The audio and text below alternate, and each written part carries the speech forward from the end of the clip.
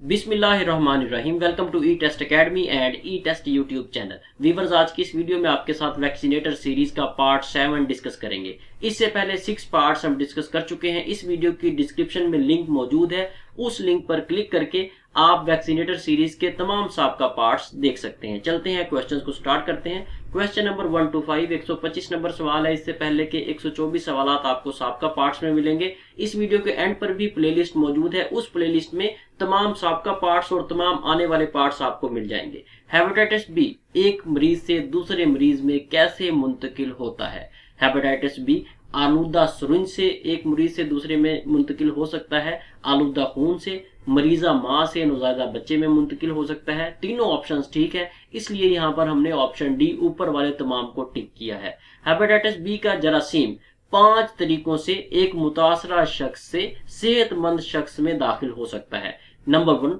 आलूदा सुरिंज के इस्तेमाल से। आपने अमूमन देखा होगा एक ही सुरिंज जो है वो बार बार मुख्तलिफ लोगों को लगाई जाती है, तो इस तरह हेपेटाइटिस जो है एक मरीज से दूसरे में ट्रांसफर हो जाती है। आलूदा खून लगने से, अगर किसी को खून की जरूरत है तो वो किसी से खून लेता है। फॉर एग्जाम्पल किसी का एक्सीडेंट हुआ है तो जब उसे खून लगाया जाएगा तो उसके लिए जरूरी है कि सबसे पहले आप खून देने वाले का खून चेक करें, उसमें किसी किस्म की बीमारी ना हो। ये ना हो कि आप टेस्ट किए बगैर वो खून मरीज को लगा दें। अगर देने वाले को हेपेटाइटिस है या एड्स है या कोई भी मर्ज है तो वो बीमारी उससे खून लेने वाले में मुंतकिल हो जाएगी। तीसरे नंबर पर मरीजा माँ से नौज़ायदा बच्चे में। अक्सर ये होता है कि खवातीन प्रेगनेंसी के दौरान हेपेटाइटिस का शिकार हो जाती हैं, तो वो हेपेटाइटिस जो है वो माँ से बच्चे में मुंतकिल हो जाता है। आलूदा औजार से नाक कान छुदवाने से या आलूदा आलात से जराही से। अमूमन आपने देखा होगा गली मोहल्लों में कान में सुराख करने वाले, नाक में सुराख करने वाले फिर रहे होते हैं और लोग लाइल्मी में उनसे नाक या कान में छेद करवा लेते हैं। जो उनके पास औजार होते हैं वो सैनिटाइज नहीं होते, उनमें जरासीम होते हैं, तो वो जो जरासीम होते हैं वो छेद करवाने वाले के जिस्म में दाखिल हो जाते हैं। अमूमन ये भी होता है कि जब कोई ऑपरेट वगैरह करवाया जाता है तो ऑपरेट करवाने के दौरान जो आलात इस्तेमाल किए जाते हैं, औजार इस्तेमाल किए जाते हैं, वो स्टरीलाइज नहीं होते, वो जरासीम से भरे होते हैं। जैसे ही नेक्स्ट पेशेंट को ट्रीट किया जाता है, ऑपरेट किया जाता है, तो वो जरासीम जो है एक मरीज से दूसरे मरीज में आलात के जरिए, औजारों के जरिए मुंतकिल हो जाते हैं। इसलिए इंतहाई एहतियात का मुजाहरा किया करें। यहाँ तक कि अगर आप शेव करवाने भी किसी नाई के पास जाएं,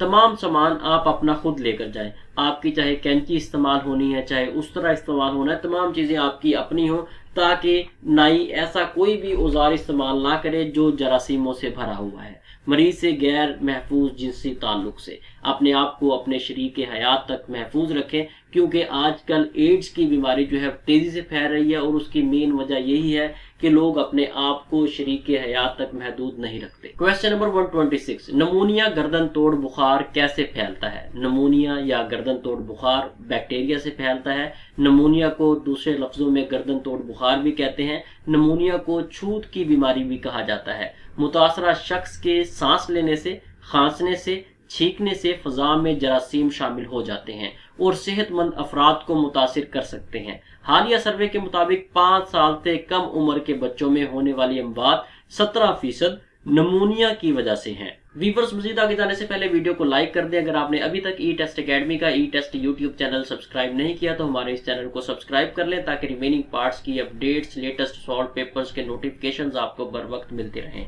क्वेश्चन नंबर 1 to 7, एक सीरीज दी गई है, इस सीरीज में नेक्स्ट क्या आएगा ये पूछा गया है। वीवर्स, यहाँ पर शॉर्ट डिटेल में आ जाए, मुख्तसर तफसील में आ जाए, वहां पर इसका सोल्यूशन दिया गया है। 4 को 2 से ज़रब देना है, जो जवाब आएगा उसको फिर 2 से ज़रब देना है, जो जवाब आएगा उसको फिर 2 से ज़रब देना है। आप जो भी आंसर आए उसे 2 से मल्टीप्लाई करते जाएं। ये सीक्वेंस, ये सीरीज चलती रहेगी। यहाँ पर जब आप 128 को 2 से ज़रब देंगे तो 256 यहाँ पर सही जवाब आएगा। ऑप्शन ए यहाँ पर सही जवाब है। अगर आप इसे मजीद कंटिन्यू करना चाहते हैं इस सीरीज को, तो 256 को आप दोबारा 2 से मल्टीप्लाई कर दें, आपकी सीरीज फिर आगे कंटिन्यू हो जाएगी। क्वेश्चन नंबर 1 to 8, दस्त या असहाल की बीमारी किससे फैलती है? दस्त या इसहाल की बीमारी वायरस से भी फैलती है और बैक्टीरिया से भी फैलती है। इसलिए ऑप्शन ए और ऑप्शन बी दोनों सही जवाब है। दस्त या इसहाल की बीमारी रोटा वायरस की वजह से फैलती है, लेकिन ये बीमारी कई वजूहात की बिना पर मुख्तलिफ जरासीम बैक्टीरिया की वजह से भी फैल सकती है,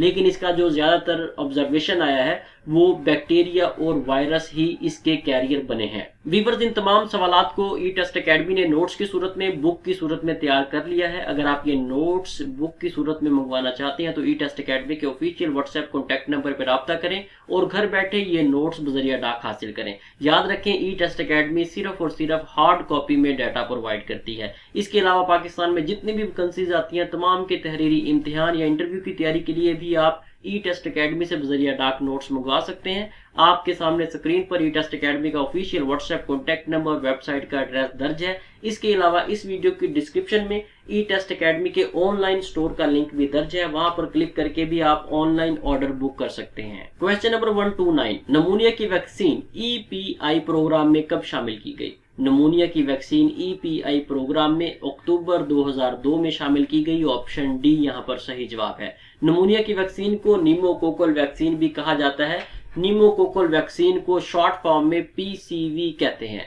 PCV stands for pneumococcal vaccine.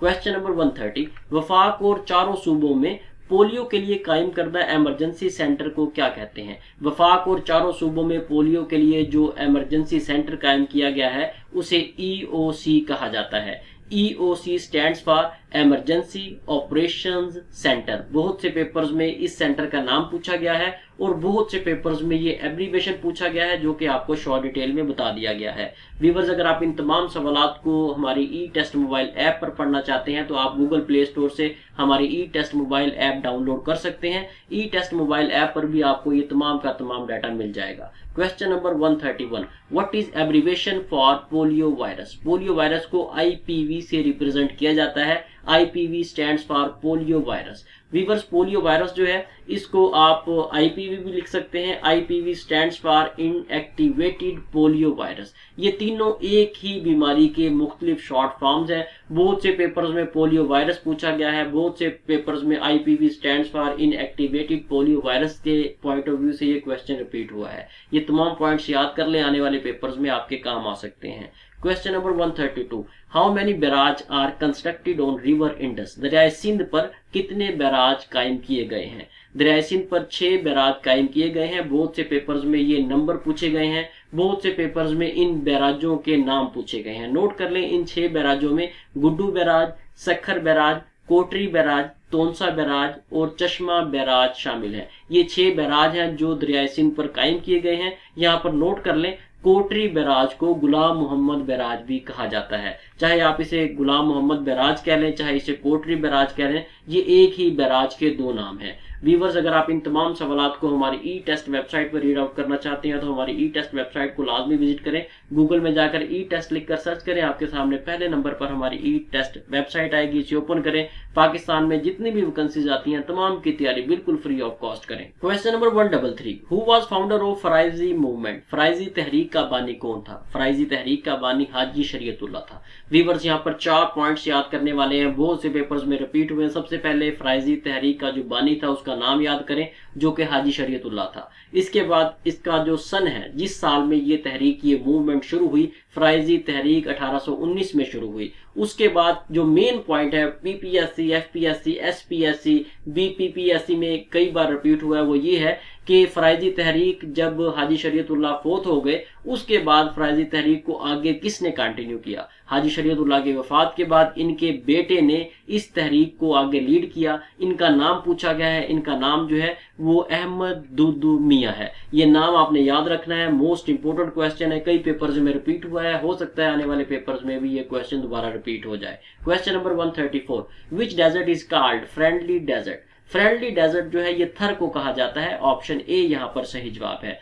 थर डेजर्ट को इसलिए फ्रेंडली डेजर्ट कहा जाता है क्योंकि इसमें इजीली आप एक जगह से दूसरी जगह पर जा सकते हैं और यहाँ का जो एनवायरनमेंट है वो बहुत ही प्यारा है। इसके अलावा इस डेजर्ट को ग्रेट इंडियन डेजर्ट भी कहा जाता है। थर डेजर्ट, सहराए थर ऐसा सहरा है जो कि पाकिस्तान और इंडिया दोनों ममालिक में वाक़या है। इसका कुल रकबा 2,38,254 मुरब्बा किलोमीटर है। व्यूअर्स, बेहतरीन तैयारी के लिए आप ई टेस्ट अकेडमी का ई टेस्ट फेसबुक पेज लाइक कर सकते हैं, ई टेस्ट इंस्टाग्राम को फॉलो फॉलो कर सकते हैं, ई टेस्ट ट्विटर को फॉलो कर सकते हैं। इन तमाम पर भी रोजाना हम डाटा अपलोड करते हैं।